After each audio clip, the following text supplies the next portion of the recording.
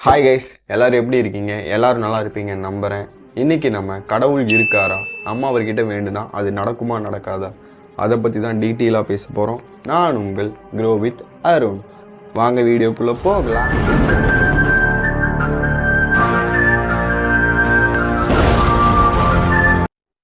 இன்றைக்கி நாம் உண்மையிலே தப்பு பண்ணுறோம். பட் நீங்கள் பண்ணுறது தப்புன்னு இது வரைக்கும் யாருமே உங்ககிட்ட சொன்னதில்லை. ஃபர்ஸ்ட் டைம் நான் சொல்கிறேன். என்ன தப்புனா, நீங்கள் கோயிலுக்கு போகிறீங்க, அது உண்மையிலே சூப்பர், உண்மையிலே கிரேட். பட் அங்கே போயிட்டு நான் நல்லா இருக்கணும், நான் மட்டுமே நல்லா இருக்கணும், நான் வீடு வாங்கணும், நான் கார் வாங்கணும், நான் பங்களா வாங்கணும், இந்த மாதிரிலாம் வேண்டாதீங்க. இது கடவுள் பண்ணவே மாட்டார். அதையும் மீறி இது நடந்ததுன்னா அது ஏன் நடந்ததுன்ட்டு நான் சொல்கிறேன். இந்த மாதிரி முதல்ல வேண்டதை நிப்பாட்டுங்க. கோயிலுக்கு போகிறீங்களா, எல்லாரும் நல்லா இருக்கணும்னு வேண்டும். முதல்ல நீ நல்லா இருக்கியாப்பா, உனக்கு ஏதாவது பிரச்சனை இருக்கா அப்படின்ட்டு வேண்டுங்க.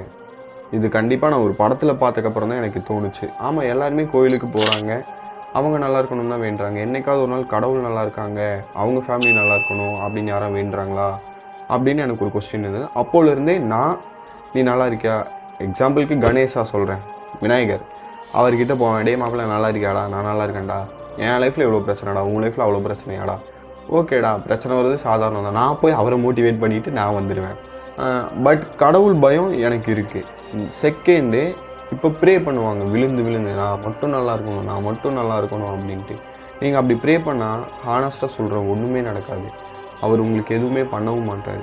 முதல்ல கோயில் அப்படின்னா ஒரு பாசிட்டிவ் வைப் கொடுக்குற இடம். அங்கே போனீங்கன்னா உங்கள் மனசு குழப்பம் அடையுதா, உங்கள் மனசில் ஏதோ ஒன்று தோணிக்கிட்டே இருக்கா, அங்கே போங்க. போயிட்டு ஜஸ்ட்டு சரௌண்டிங்ஸ் பாருங்கள், சுற்றி இருக்கிற இடம் பாருங்கள், பீஸ்ஃபுல்லாக இருக்கும். அந்த ஃபீலிங்கை என்ஜாய் பண்ணுங்கள். எவ்வளோ டைம் எடுத்து என்ஜாய் பண்ணிவிட்டு மன அமைதியோடு அங்கேருந்து வெளியே வாங்க. அதை விட்டுட்டு நான் நல்லா இருக்கணும், நான் அது பண்ணணும், இது பண்ணணும் அப்படின்ட்டு வேண்டாதீங்க. செகண்ட் டைப் ஆஃப் பீப்புள் இவங்க எப்படின்னா, கடவுளே நான் நல்லா இருக்கணும், நான் இது பண்ணணும், நான் மேலே வரணும், நான் கடவுளே நீங்கள் தான் காப்பாற்றணும், சாமியே கடவுளே அப்படின்ட்டு இருப்பாங்க. இதுக்கு நான் ஒரு செம்ம எக்ஸாம்பிள் சொல்கிறேன். நான் 5th ஸ்டாண்டர்ட் படிக்கும்போது ஜூலி மிஸ்னு ஒருத்தவங்க இதுக்கு சூப்பரான ஒரு ஸ்டோரி சொன்னாங்க. என்ன ஸ்டோரினா, 10th ஒரு பையனுக்கு ஃபர்ஸ்ட் மார்க் எடுக்கணும்னு ரொம்ப பெரிய ஆசை. பட் அந்த பையன் என்ன பண்ணான்னா, டெய்லியும் காலையில் 5 மணிக்கு எழுந்திரிச்சு கோயிலுக்கு போய் அப்படி வேண்டான். ஸ்கூலுக்கு வரதை நிப்பாட்டிட்டு கோயிலே இருந்துட்டான். எந்த மாதிரினா, கடவுளே நான் பாஸ் ஆகணும், கடவுளே நான் பாஸ் ஆகணும், நான் தான் ஃபஸ்ட் மார்க் எடுக்கணும், நான் தான் ஸ்டேட் ஃபஸ்ட், நான் தான் ஸ்டேட் ஃபஸ்ட், நான் தான் ஸ்டேட் ஃபஸ்ட், அப்படி வேண்டான், பேய் மாதிரி வேண்டான். எக்ஸாமும் எழுதுகிறான், அட்டன் பண்ணுறான், ரிசல்ட் வருது. ரிசல்ட் பார்த்தீங்கன்னா அவன் எல்லா சப்ஜெக்ட்லேயுமே ஃபெயில். என்ன கடவுளை எப்படி பண்ணிட்ட, உன்னை நம்பி தானே நான் இருந்தேன், நீ எனக்கு துரோகம் பண்ணிட்டே அப்படின்ட்டு அவன் கடவுளை பிடிச்சி திட்டுறான். So moral of the story என்னென்னா, அந்த பையன் வேண்டுனது கரெக்டு தான், பட் அங்கே இருந்திருக்கக்கூடாது. அவனுக்கு ஒரு விஷயம் வேணும்னா அது அவன் தான் பண்ணணும். கடவுள் வந்து நீ இவன்கிட்ட வேண்டிட்டான், நான் இவனுக்கு பண்ணுறேன் அப்படின்ட்டு எந்த கடவுளுமே வந்து பண்ண மாட்டாங்க. நீங்கள் ஒரு விஷயம் வேண்டுறீங்களா, அதுக்கான full effort, dedication, hard work இதெல்லாமே நீங்கள் தான் போடணும். உங்களுக்காக கடவுள் வந்து போட மாட்டார். நீங்கள் என்ன நினச்சிட்ருக்கீங்க, ஓகே நம்ம போய் கடவுள்கிட்ட பேசுவோம், அவர் வந்து இந்த மாதிரி பண்ணி கொடுத்துட்டு போவார், நீங்கள் என்ன வச்ச வேலைக்காரனா அவர்? இந்த மைண்ட் செட்லேருந்து முதல்ல வெளியே வாங்க. உங்களுக்கு ஏதாவது ஒரு விஷயம் நடக்கணும்னா அதுக்கு நீங்கள் தான் எஃபோர்ட் போட்டு ட்ரை பண்ணி அதை சக்ஸஸ் பண்ணி காட்டணும். இது வரைக்கும் நான் பேசினது யாருக்காச்சும் மனசு கஷ்டமாக இருந்தால் ப்ளீஸ் மன்னிச்சிடுங்க.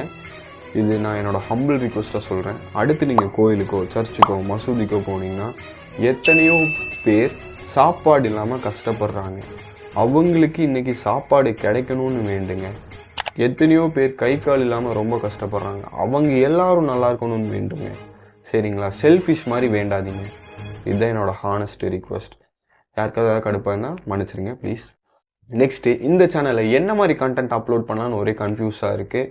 ஸோ உங்களுக்கு ஏதாவது பற்றி தெரிஞ்சுக்கணும், இந்த மாதிரி செல்ஃப் இம்ப்ரூவ்மெண்ட் போடுங்க, பர்சனல் க்ரோத் போடுங்க அப்படின்ட்டு ஏதாவது ஒரு கமெண்ட் பண்ணுங்கள், நான் அதை பற்றி போடுறேன். எனக்கு நான் சொல்லணுன்னா, எனக்கு புக்ஸ் படிக்கிறது ரொம்பவே பிடிக்கும். அதில் நான் என்ன கற்றுக்கிறேனோ அதை எடுத்து இந்த சேனலில் அப்லோட் பண்ணலான்னு பார்க்குறேன். பட் வியூவர்ஸான நீங்கள் தான் சொல்லணும் நான் என்ன மாதிரி நீச் போடலாம் அப்படின்னு. தொடர்ந்து என்கரேஜ் பண்ணுவீங்கன்னு நம்புகிறேன். தேங்க்யூ ஃபார் வாட்சிங்.